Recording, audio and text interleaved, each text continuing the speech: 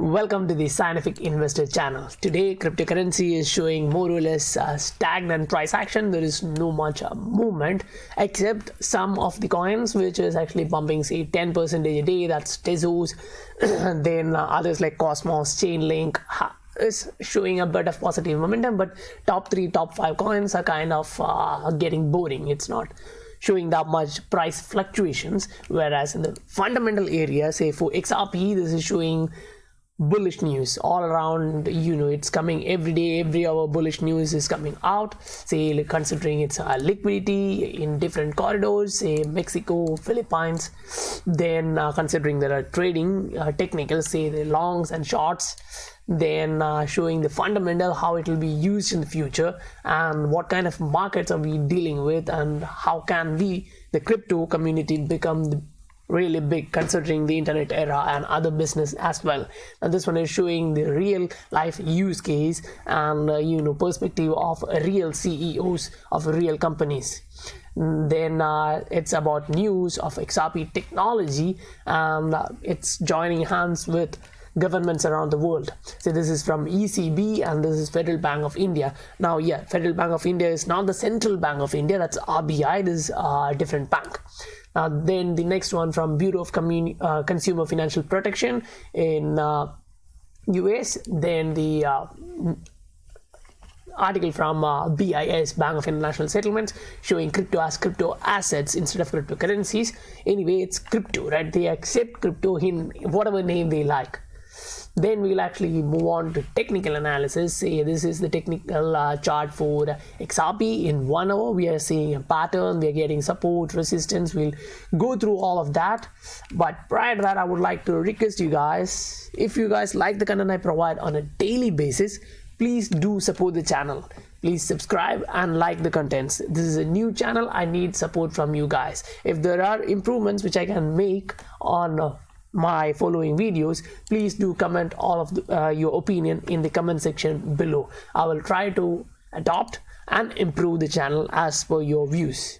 Now, this is the first one from European Central Bank. In this, it's Christine Lagarde who's talking, and what you can listen, I'll just play it from the beginning. So in this particular one, what you can understand is, say, Christine Lagarde is talking about cryptocurrencies or digital assets. My personal conviction is that given the developments we're seeing, not so much in the Bitcoin segment, but in the stablecoins projects, and we only know of one at the moment, but there are others being explored and underway at the moment, we'd better be ahead of the curve. So that's the point I would like to highlight. We'd better be ahead of the curve. So currently, if they are looking at stablecoins, what's better? You guys can imagine, right? And she also said not so much in the Bitcoin segment. Yeah, you have to understand that not so much in the Bitcoin segment. So she's now in ECB, and European Central Bank is not considering Bitcoin segment. Instead, they are looking at something even better, and they even states that they know about one, right? We only know of one at the moment, but there are others. Yes, they are talking about stable coins. I don't know whether they are considering XRP as a stable coin, because XRP is being used by financial institutions, banks around the world.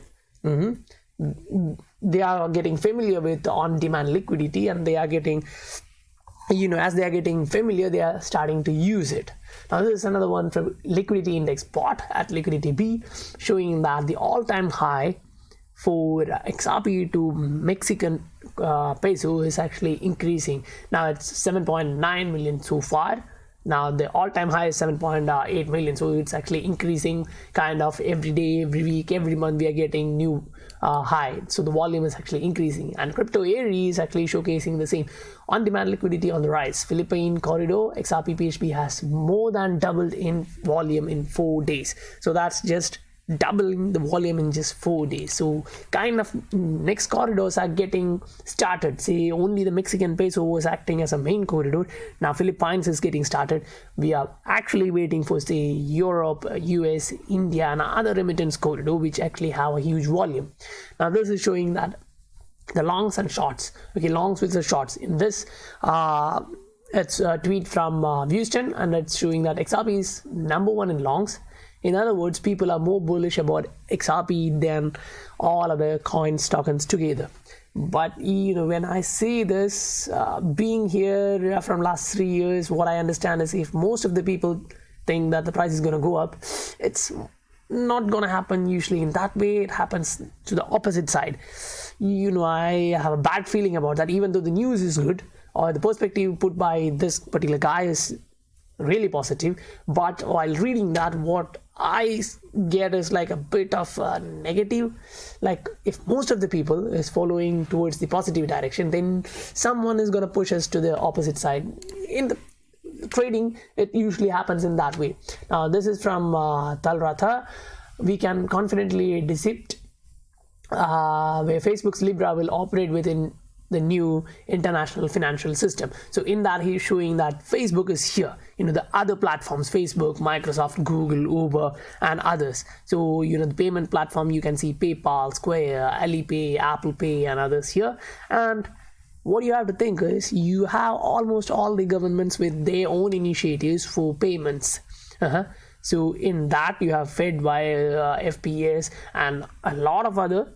But what you get is XRP ledger is there to connect them. You need a bridge asset to do money networks and platforms. You need something to connect, right? These platforms are using money, okay, we understand. But in order to get through that into a central bank or a bank, you need internet ledger protocol. That's ILP, and yes, XRP ledger is actually used for that. So literally they use XRP as a bridge asset in this particular scenario. Now in that area, whenever you hear Libra, it's XRP they are actually talking about. So that's the perspective of this particular guy. Now this is from Hodl at Hodl Style. It's showing a perspective. Say gold is 7 trillion, world's money is now 90 trillion, stock markets are around 73 trillion, real estate is 218 trillion. Wow, right? And our cryptocurrency is only 0.14 trillion. As I just showed you in the initial stage, this is Bank of International Settlement showing crypto assets. Different banks, different institutions are actually using digital assets. So in that perspective, say coming 10-20 years, the crypto arena is gonna boom. I'll say not all 1,000 or 2,000 coins are gonna exist or survive, with a lot of positive news, technicals and fundamentals, whereas say 10, 20 or something will remain. As CEO of Ripple, Brad Garlinghouse, used to express that he also feels that 99% of the crypto assets or coins which are available right now will not be present after say 10 or 20 years. It's really gonna be based on use cases. If it's providing value in real life, say for real company, real problem it's solving, then yes, there are a possibility that it's gonna survive. Now this is tips that's target instant payment system to launch by tax group and ECB. Ripple or XRP technology could power its future. So countries like United States, Europe, India and other countries are actually looking at Ripple right now. Yes, they are actually not currently looking at the XRP platform or Xrapid or on-demand liquidity, whereas they are looking at Xcurrent right now. So as we know, there are financial institutions who just jump in to Ripple's platform, and then while they're using that, they get the knowledge that yes, we are saving money for our customers and we are getting more customers, more business. So if we can actually use on-demand liquidity, we can reduce the friction a bit more. Thus we can provide better experience for our customer. In that particular aspect, I personally believe that the banks will actually jump into this, because say if there is a liquidity crisis which is predicted or being calculated by most of the financial experts, say who are here in the industry from 10, 20, 30, 40, 50 years, like Howard Marks, who has seen multiple financial cycles, Jim Rogers, Robert Kiyosaki and others, they are not looking that much towards crypto, whereas they are looking to safe haven assets like gold. So as far as I'm concerned, I personally think that for a millionaire like me, I don't, gold is okay, but I don't consider gold like crypto. I'm not in an area where there was a lot of war, or your fiat doesn't work that much. And also for me, for a regular transaction, say I'm buying a coffee or something, fiat is okay. It doesn't cost me much. Whereas if I'm transferring internationally, then yeah, I need help of a digital asset. So in that aspect, gold is not that valid for me. Yeah, I do own gold in my portfolio. I'm not snubbing gold from my portfolio. I still use gold as a safe haven asset, but the percentage allocated to gold is little compared to crypto assets, say particular to XRP. Because most of my portfolio, considering digital asset, yeah, majority is allocated to XRP. Now, this one is showing Ripple's effort to join hands with financial entities and boosting the awareness of its blockchain-based payment products is believed as the potential opportunity to enable banks to employ blockchain technology. However, in an annual report of 2018-2019, India's largest private commercial bank, Federal Bank Limited, talked about their next move, which has excited the community. In essence, Ripple-backed payment products enable banks to offer safer, quicker cross-border operations to its customers. The Federal Bank wrote that it has signed a partnership deal with Ripple in March 2019 and is expecting to go live on Ripple's technology by the end of this year. Now, as per the report, the bank processes a customer base of more than 8 million and appears to be a great fan of blockchain technology. However, it considers blockchain as a game changer and also expecting it to disrupt the technology space soon. So it's a bank itself stating that the new technology is a disruptor, and the disruptor is here. We are not looking at next 5 years or 10 years. They are already here. It's already happening. Bank believe that blockchain as a technology is going to disrupt the banking industry, and there are many use cases where it can be used efficiently to make offerings more efficient.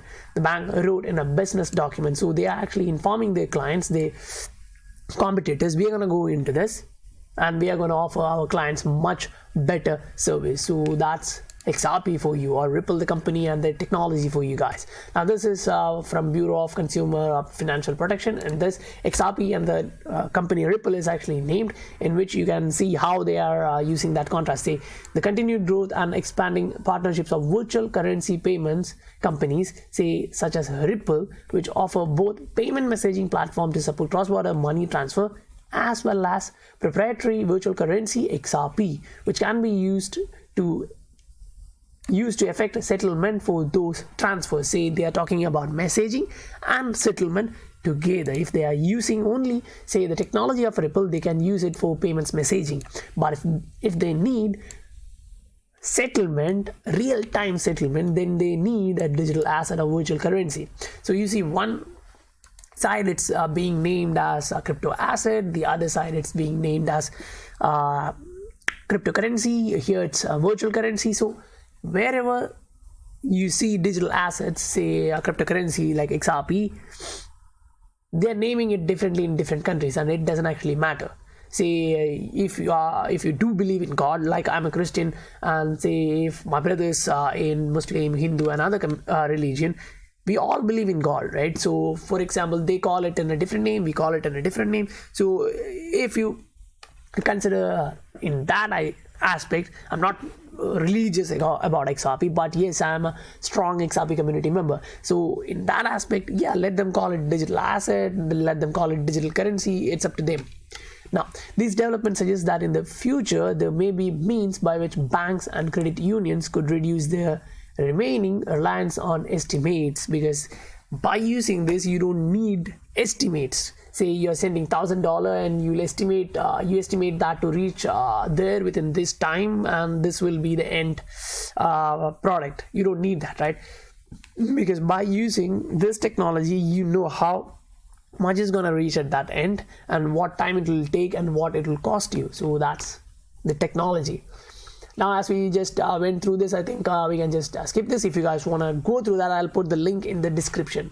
Yeah, I'll actually link all the links for all the news and updates I personally show here, so that my viewers, if they want to go in depth, read those articles and put out say make their own opinion after reading that, then that's perfectly fine. So that's the reason why I put the link of all the news which I explain or describe here in the comment section below. Now we'll actually go through technical analysis. Say this one is for XRP. Now this is XRP on an hourly chart, and as you can see, there are support lines being formed, and yes, currently we are forming a new pattern in which currently we are trading in a bullish area. But what you have to understand is at the same time it's in a 1 hour chart, right? So that's not affecting much. Now at this particular moment I'm only using 20 and 50-day moving average. In this we can see that the price is below these moving average, and at the same time MACD is crossing to the downside. But what I would like to highlight is, say we are getting a bounce from this support area. This is showing that this trend line is staying valid and the price is actually respecting this particular trend line. So if you see that, you can see the price is more or less stagnant here. It's not actually making new highs, but at the same time you can see the MACD, it's moving to the upside. So that's like what you can understand from this divergence is there is underlying strength in the market and the price can actually move to the upside. Yes, it won't be a much bigger move, say from the current area. It can actually move to the upside, say 4 or 5% and reach around 0.23 where we have a existing resistance. But if we zoom a bit out, say move into a 4 hour chart, we can see that yes, that area is valid, and if the price is to move upside, then we may have a resistance in this particular area. If we are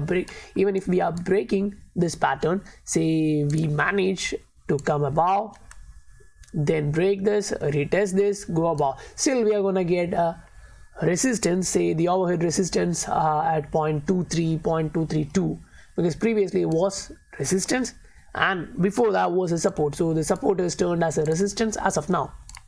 Now when we look at the general trend, the overall market for XRP, say this is XRP on a daily and this is a log scale chart for XRP, or we can I'll just delete these for a better visibility. Now you can see that based on our chart, what we can understand is, yes, we are kind of getting a bottom, but yes, I have seen analysts coming up with different perspective, like they are showcasing that currently the distribution phase is gonna end. Say they consider it as accumulation, this as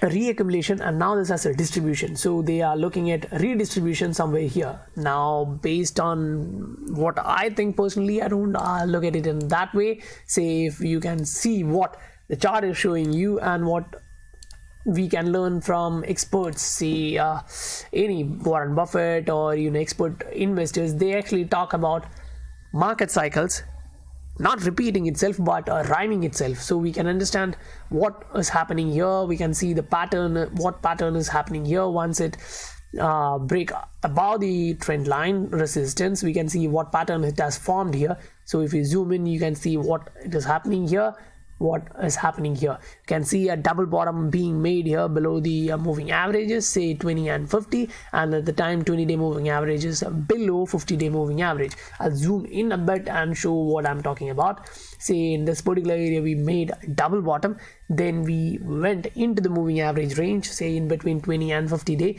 in daily chart. Then we went above the 50-day moving average, bounced a couple of times. Then we found a bit of momentum, volume coming in and moving to the upside. Yes, I'm not saying that it's going to happen today or tomorrow, but if the experts are correct or the history is to rhyme itself, then I personally think that yes, the time frame can be different. Time frame cannot be predicted in that manner, but yeah, there are guys who try to state, yeah, it's going to happen in this month, this day, but I'm not that sure about this. But as far as we can understand, we have actually put in a double bottom. Now if the pattern has to be completed or stay valid, it needs to go to the upside. See, if we are managing to go to the upside, comparing the strength which we have right now, then yes, the price can actually move to the upside. Now I'm comparing that with the previous run here. I don't know how much valid it is, but personally, while comparing charts, I see the history rhyming itself. as I showed, this pattern here is kind of reflecting with this here, and the double bottom here is reflecting more or less with this here. Now the price needs to go into the moving average range, say 0.25, 0.26, and I personally hope that's gonna happen soon without much delay, because as of now, if we plot the resistance line here, say we can see that the price is actually below that. So if the price comes around 0.24, 0.25, still we'll have a resistance. The overhead resistance will be 50-day moving average in daily and this price line here. So that can actually push our price a bit down. So if we are to go to the upside, break above this, then yes, I think we will be starting a new uptrend sooner, because if you see that once we started the bull run here and the bit of consolidation here and then some bit of consolidation here, we reached the top almost in 1 year, say 314 days. So that's 314 bars in daily. So around 1 year it moved to the upside and we made around 70,000. Now those who are new will be looking at the chart and saying 70,000. Yes, that is correct. 70,000%, 77,000% to be precise. So if you guys want to get that kind of profit, you should be holding your asset instead of trading. I'm stating this from my personal experience. I was there in 2017. I didn't participate here during that market. I was in during this time, say June, July, August. Yes, I was able to buy XRP around 0.15, 0.16, that area. But as a newbie at that time, I didn't make much profit because I was happy with 10-20% profit. So I missed big moves because I was not holding to my portfolio of XRP. Say I was taking profits more or less on a daily basis. I missed big moves.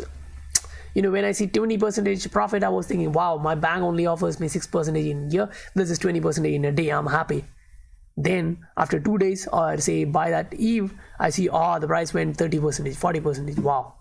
So if you guys don't want to miss those moves, you should be in. As Bitcoin investor Thomas Lee states, Bitcoin moves, say if you're missing Bitcoin moves of 10 to 15 days in a year, you're missing most of your profits. So you should be counting on that. Now we actually went through our favorite cryptocurrency XRP, then we'll actually look at BTC charts on a daily. After looking at BTC, we'll actually go through Ethereum charts as well. Now we can see that this trend line is still being valid here.